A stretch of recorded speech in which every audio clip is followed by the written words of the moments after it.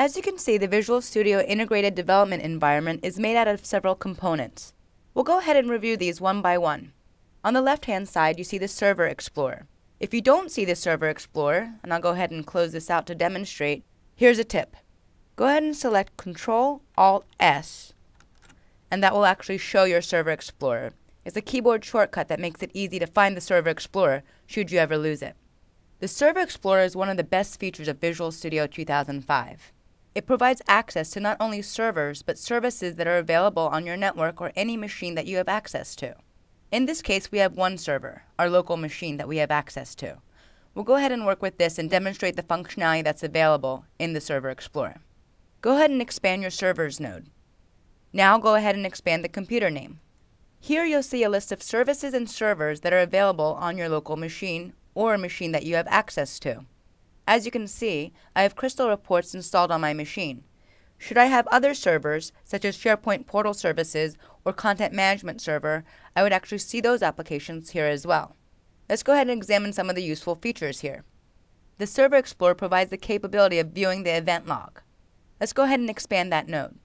Here you can see the Application, Internet Explorer, Office, Security, and System logs. Go ahead and drill down into the System log. You can go ahead and drill down further and look at the different events that occur in your system log. Also, by right-clicking on your system, you can actually go ahead and clear the event log altogether and completely flush the data inside. Let's go ahead and drill down into one of these components.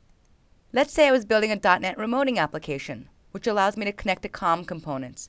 Let's say I wanted to check the status of a DCOM component that was communicating with another COM component. I can do that readily right here from my log. Go ahead and expand the DCOM node, and I can see any errors or any failures that occurred with my DCOM servers. Let's go ahead and close that. Another useful feature is the performance counters. Go ahead and expand the performance counter node. Here you can see the performance counters that come with Performance Monitor have been customized to work with .NET. You can see different counters that allow you to instrument the CLR. For example, you can see CLR memory, CLR remoting, security. You can also instrument ASP counters as well, such as the state service. Or you have counters for the browser or the cache. Let's go ahead and scroll down into the processor object. Expand the processor node. One of the useful features of the performance counter is being able to track how many processors are located on a machine. If you scroll down into the processor time node, you can see that it has 3 counters there, one for the total and one counter for each node, 0 and 1. This means that I'm operating on a dual processor machine. You can also add your own performance counters and tie them into specific methods that you wish to execute. This is simple to do. Go ahead and scroll up to performance counters. If you right-click on performance counters, you can go ahead and add your own category. Select Create New Category. Here you can define a new category for your performance counters. You can have one or many counters inside a category. Let's go ahead and provide a category name. Now let's go ahead and provide a category description.